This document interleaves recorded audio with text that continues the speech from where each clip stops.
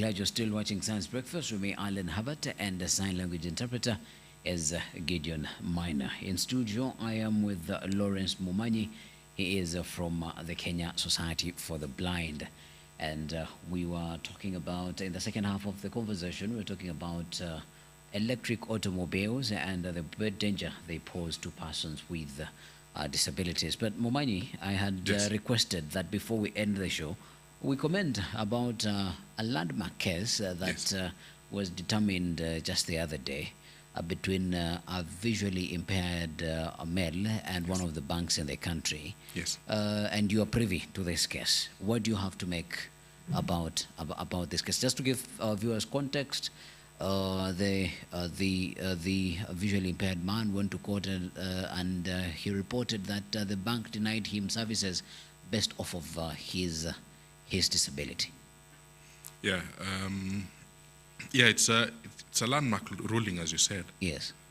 And I'll just speak now from a personal point. So this is not the opinion of KSB. Absolutely, absolutely. And you could also share your banking experience. Yes. So I think it's a landmark ruling because you can't deny someone a service. Yeah. Just based on their disability. It's actually discrimination. Yeah. You're supposed to assist them as much as you can.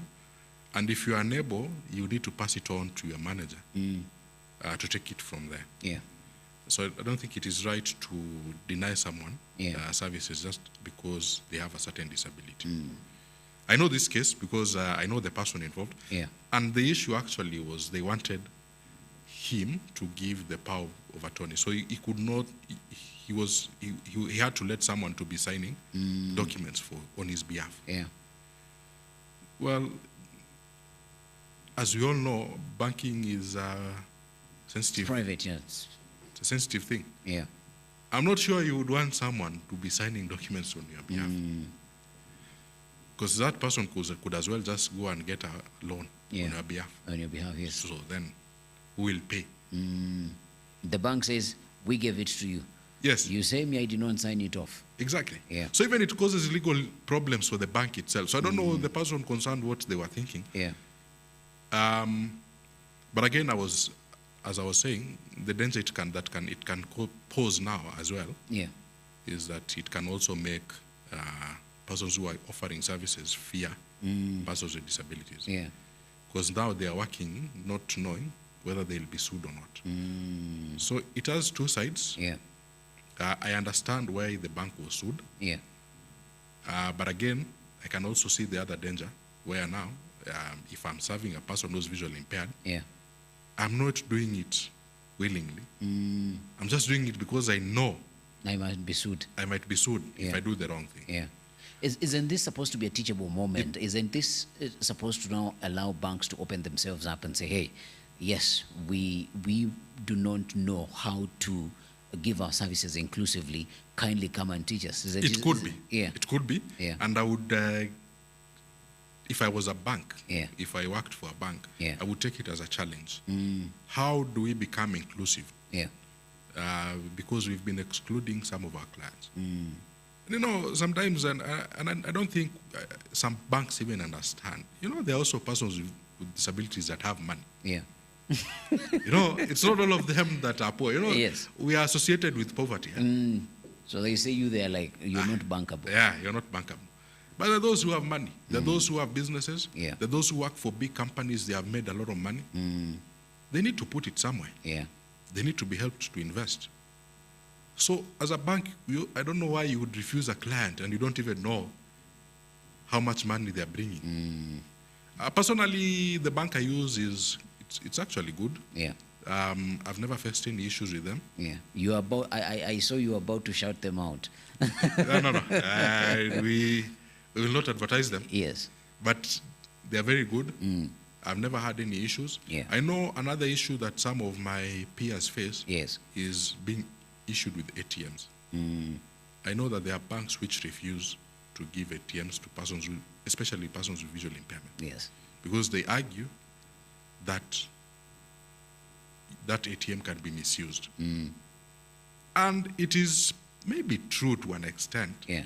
Because our current ATM machines don't have speech. Now, but whose problem is it? It's the not bank's problem. It's the bank's problem, not Exactly. the customer. I have nothing to do with it. Yeah.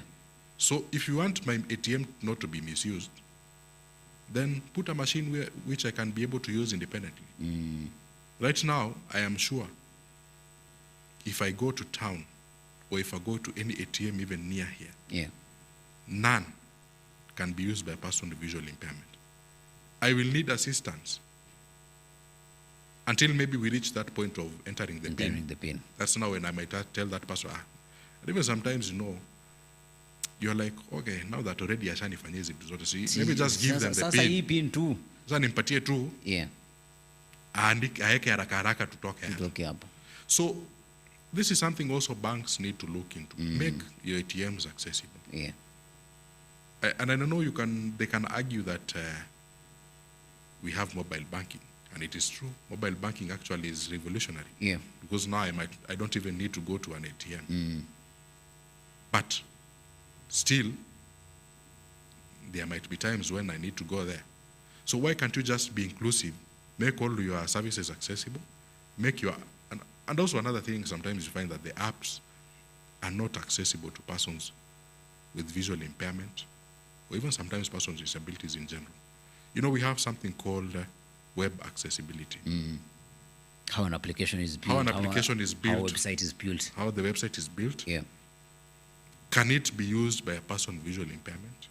Can it be used by a person with physical disabilities? Yeah. Because a person with physical disabilities, not all of them Can will themselves into an ATM machine. Exactly.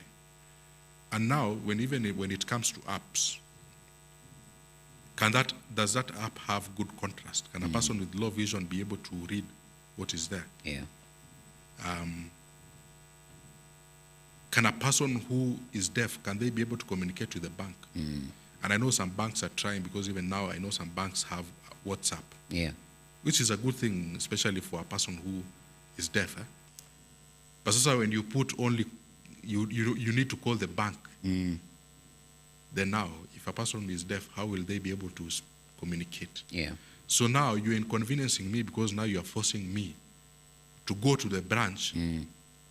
Unlike a person who's sighted, who does not need to go there, they can just make calls. Yeah. So I think banks need to be inclusive. First of all, their ATM machines need to be inclusive. Yeah. They need to be accessible. Banks need to find a way where a person who is visually impaired can sign. I know sometimes some banks might accept you to use thumbprint. Yeah. But you can also bring those fingerprint machines. It's very easy. Those ones can be used by each one of us. Yeah. Just bring, I know some banks have them, just bring a fingerprint machine. You come, they take your fingerprint. So next time when you go to the bank, You only use your you fingerprint. just use your fingerprint. They will easily know that it is you. So again, it all comes down to regulations. I know banks they're regulated by CBK, and it's something CBK needs to look at. I think we are using an old system. That needs to change. Yes, it needs to change. Mr. Lawrence, in winding up, Yes. what do you wind up with this morning? No, mine is basically just to thank Science TV. Yes. I know they are partners, like I said, in the Digital Access Project. And also just to thank you for the invitation. And I think we need to now advocate for the issue of electric vehicles, Yeah. make them friendly to persons with disabilities. And I think with that, we'll be in a better place, even as we now look at other things like AI, how they can be regulated, how will they affect PWDs, because I know they might have a more negative effect on persons with disabilities. Like I mentioned, when it comes to layoffs, if a company needs to lay off its people, and it has both persons with disabilities and those who don't have disabilities, we all know the ones that will be laid off first. Yeah, it's very obvious. Yeah. So we need also to look at the danger that AI causes, even as we are happy that it It is now assisting persons with disabilities in very many tasks. But we also need to look at the downsides. Just the same way electric vehicles are good, but again, they have some downsides. They have some downsides. Yeah. Yeah. So. All right. Thank you very much, Lawrence, for making time for us this morning. Thank do you enjoy football? Yeah, I do. Who do you support this? Who do you support in the Yes. English Premier League? I do support Man United. Man United. Yes. This weekend we are playing with Nottingham Forest. Yes. Is this going to be a straight fourth win for Ruben Amorim? Let's just say with Man U, you never know. You're breaking my heart. I thought you were going to say, yes, it is a resounding win for us this weekend. No, we have to be realistic. We have to be realistic. The boys have been performing. No, recently they are doing well. Yes. It's only that with Manu, the current one, you can never be sure how they're going to play. Only until the 90 minutes are done. Oh, yes. All right. Thank you very much for coming, and do pass our greetings to KSP when you're back to work on Monday. And congratulations for the amazing work that you continue doing. Thank you. At KSP. And I hope that that ushers your weekend in nicely, and it ends the month on a high note. Let us see you in November. Good morning.